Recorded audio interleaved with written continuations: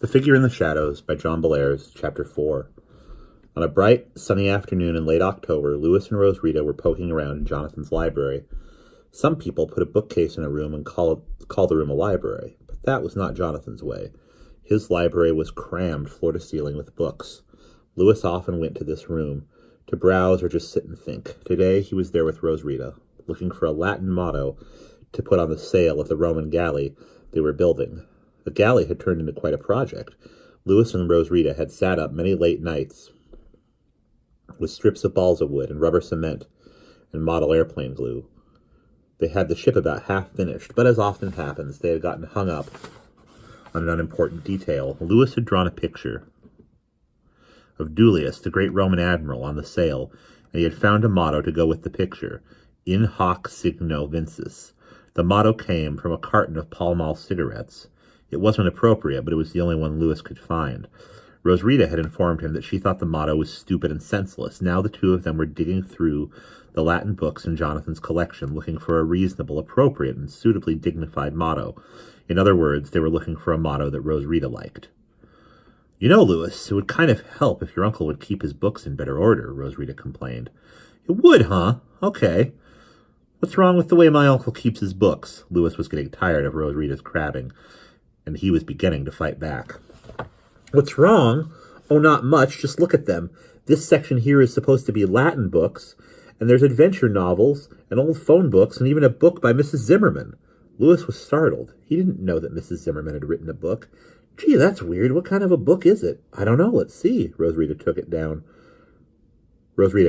from the bookshelf a dusty book in a black leather pebble-grained cover. A title was stamped on the spine in gold letters. It said, Amulets by F.H. Zimmerman, D. Mag A. Rosita and Louis knelt down on the floor to examine the book. The first page was the title page. It said, A Free Inquiry into the Properties of Magic Amulets, a dissertation submitted to the Faculty of Magic Arts of the University of Göttingen,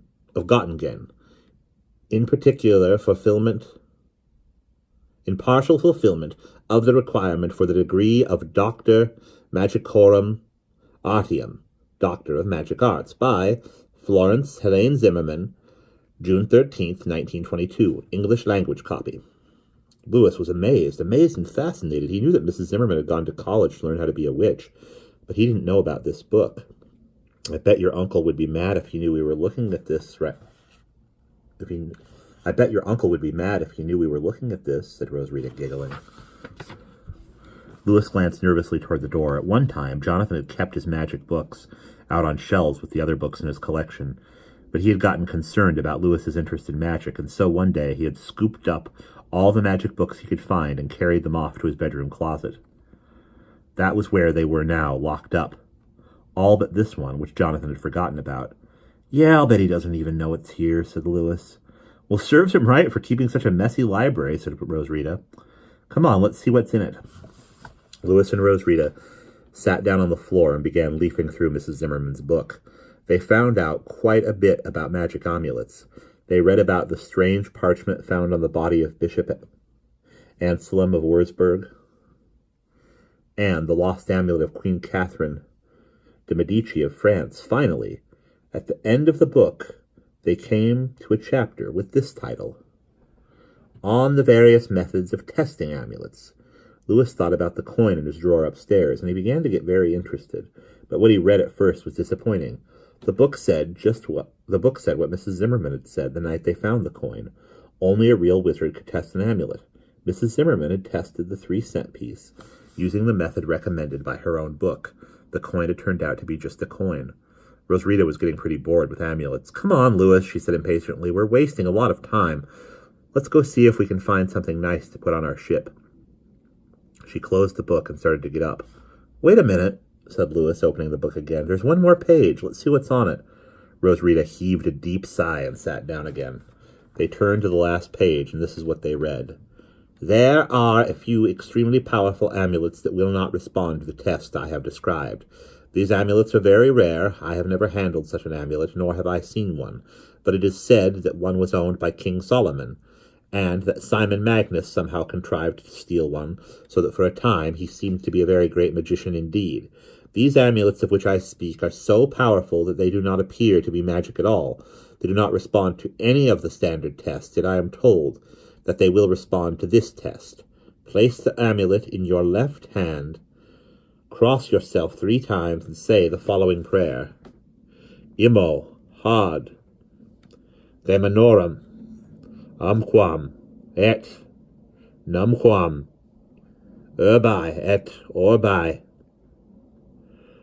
Quam, Azazel, Magnafor, Thoth, et Urim, et Thummim, et Nomine,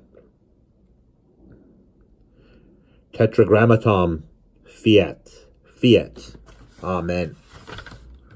Then, if the amulet is truly one of those I have described above, it will produce a tingling sensation in the hand. The tingling will last only a few seconds, and after that the amulet will seem as dull and dead as any ordinary object.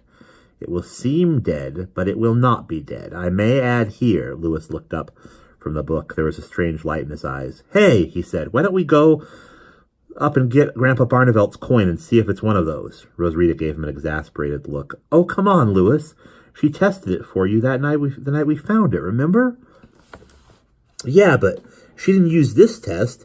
It says right here that the really strong amulets don't respond to the test she used. It also says that those strong amulets are very rare. Well, Grandpa's coin might be one of them. You can never tell. Rosrita slammed the book shut and stood up. Oh, all right. Get your dumb coin and bring it down here and say dumb magic words over it, and we'll see what happens. I'm so sick of this whole business that I'd like to drop your stupid coin in the sewer. Now, if you say all this junk here and nothing happens, will you shut up? Yeah, said Lewis, grinning. He ran upstairs and yanked open the drawer of his bedside table. After a bit of fumbling and poking around, he found the coin. He could hear his heart beating, and his face felt flushed. When he got back to the library, Rosrita was sitting there in the leather armchair. She was leafing through a big book full of pictures of sailing ships. Well, she said without looking up, did you find it? Lewis gave her a dirty look. He wanted her to be interested in what he was doing. Yeah, I found it. Now come on and help me. Why do you need my help? You can read, can't you? Yeah, I can read, but I don't have 3 hands. You have to hold the book for me so I can read it while I make the sign of the cross with one hand and hold the coin in the other hand. Oh, all right. There was a set of double doors in the middle of one wall of the library. They were glass doors, and they opened right out onto the side yard of the house.